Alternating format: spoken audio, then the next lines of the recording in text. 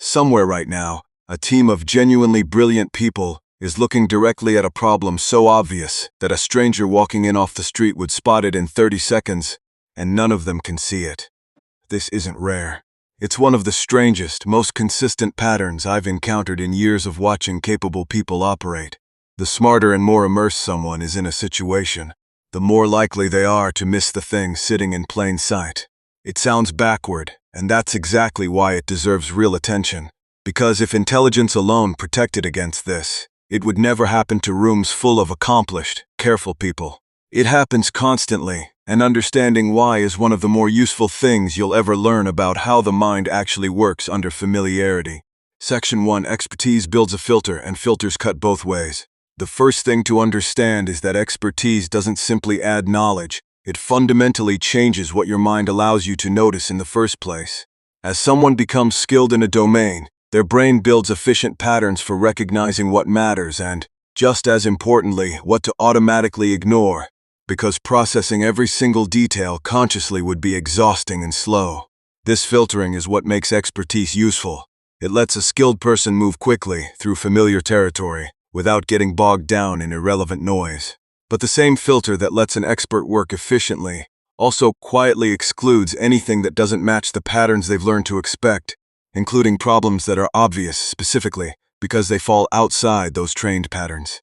A beginner, lacking that filter entirely, sees everything with equal weight, which is inefficient most of the time, but occasionally means they catch exactly the thing the expert's trained perception has learned to filter out automatically.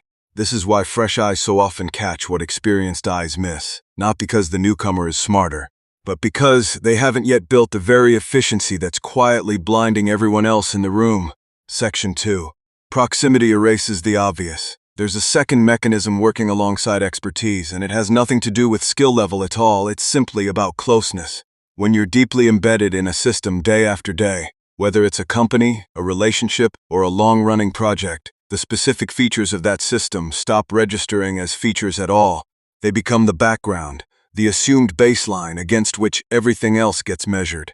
A problem that would be instantly visible to an outsider walking in fresh becomes, to the people living inside it daily, simply how things are.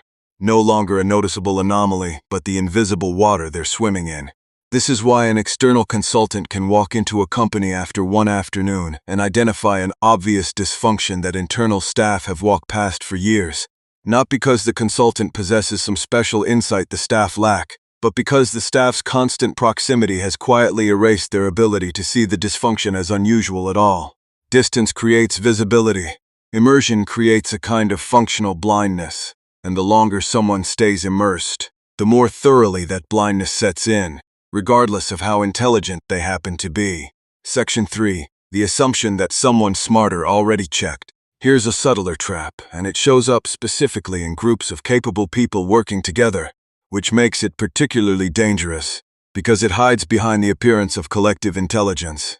When a problem is genuinely obvious, individuals in the group often assume that someone else, presumably someone more qualified or more informed, must have already noticed it, and either addressed it or determined it wasn't actually a problem.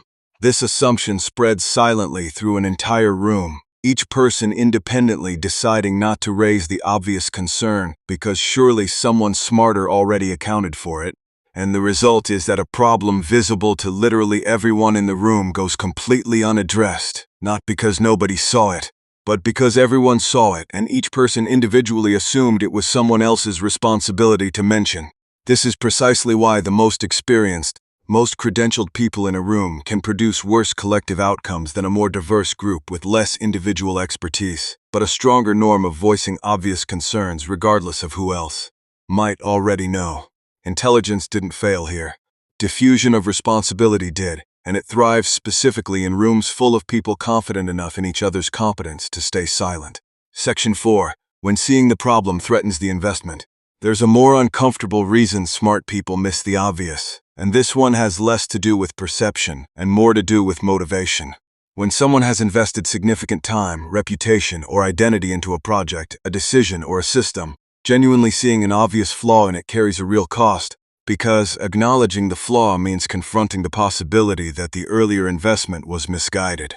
The mind has a remarkable capacity to avoid registering information that would require this kind of costly reckoning, not through conscious dishonesty, but through a genuine, largely unconscious resistance to letting the obvious fully land.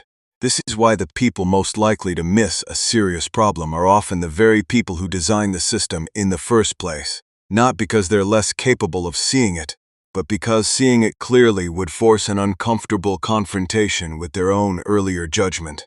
The obvious problem doesn't get missed through stupidity in these cases. It gets missed through a kind of protective, motivated blindness, where the cost of seeing clearly feels, unconsciously, higher than the cost of continuing not to. Section 5. How the obvious becomes normal through slow drift. Sometimes a problem wasn't always obvious and invisible at once. It became that way gradually, through a process worth understanding on its own. A small deviation from what should be happening occurs, and because the consequences aren't immediately catastrophic, it gets tolerated, just this once. That tolerance quietly resets the baseline for what counts as normal, and the next deviation, slightly larger, gets measured against this new, already shifted baseline rather than the original standard, so it also seems tolerable in comparison. Repeat this process enough times, and you arrive at a situation that would look shocking to anyone encountering it fresh, while everyone who lived through the gradual drift experiences it as simply how things have always been. Each individual step in this process felt reasonable in isolation, which is exactly what makes the final destination so difficult to recognize as a problem at all, because no single moment in the drift felt like the moment things went wrong, even though the cumulative result clearly did. Section 6. Building the habit of seeing fresh. If all of this is true, the antidote isn't becoming smarter. Intelligence was never actually the limiting factor here. The antidote is deliberately reintroducing the conditions that produce fresh perception, even after expertise and proximity have set in. This means actively seeking outside perspectives on your own work, your own relationships, your own long-running decisions, specifically because an outsider's unfiltered view can catch exactly what your trained, immersed perception has learned to overlook. It means periodically asking yourself the question a genuine stranger would ask. Walking into this situation for the first time with no history and no investment, what would immediately stand out to them as strange? It means explicitly rewarding people who voice obvious concerns rather than assuming someone else already raised them. Building a norm where stating the obvious out loud is treated as valuable rather than redundant. And it means staying alert to your own resistance, noticing when a piece of information makes you want to explain it away quickly, because that resistance itself is often the clearest signal that something real and uncomfortable is sitting just underneath the surface, waiting to be acknowledged rather than filtered out. Closing, seeing what was there the whole time. The obvious problems that smart people miss were never actually hidden. That's precisely what makes this pattern so strange and so worth understanding. They were sitting in plain view the entire time, obscured not by complexity but by expertise trained to filter them out, by proximity that erased their strangeness, by a room full of capable people each assuming someone else had already noticed, by the quiet cost of admitting an earlier investment was flawed, and by a slow drift that made the unusual feel ordinary one small step at a time. None of these mechanisms require low intelligence to operate. In fact, they tend to operate more powerfully on genuinely capable, deeply invested people, which is exactly why this pattern shows up in rooms full of brilliant minds again and again. Seeing clearly in the end was never really about how smart you are. It's about how willing you remain to look at your own familiar terrain with the same fresh, unfiltered eyes a stranger would bring on their very first day, and how much courage you have to say what's obvious, out loud, even when everyone else in the room seems perfectly comfortable pretending not to notice it too.